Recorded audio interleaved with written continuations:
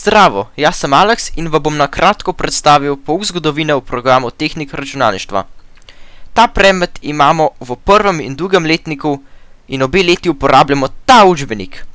Pouk zgodovine zna biti kar dinamičen in zanimiv, odvisno seveda od tem, ki jih obravnavamo. Večini je bilo všeč, ko smo obravnavali prvo in drugo svetovno vojno, medtem ko so kakšne teme, naprimer nastanek države SHS in kraljevina SHS, res precej dolgočasne, ampak je minilo. Smo zdržali. Med poukom si pogledamo tudi kratke filmčke, želeli bi si še kaj več, ker popestrijo pouk. Mnogim je všeč, da pri pouku dobimo učne liste, ki so nam pomoč pri učenju, z njimi se lahko tudi dobro pripravimo na ocenjevanje.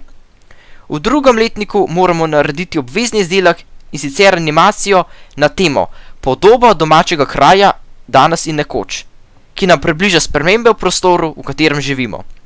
V lanskem šolskem letu so nekatere te animacije izdelali za lokacijo v Domžalah, ki so bile nekoč povezane s slamnikarsko dejavnostjo. Prezentacijo te poti z animacijami si lahko gledate v videogaleriji šole, pa tudi v tej učilnici. Kakorkoli, poznavanje zgodovine nam pomaga razumeti sedanjost, pomembno je za splošno razgledanost, mogoče se pa kdaj znajdemo tudi na kakšnem kvizu.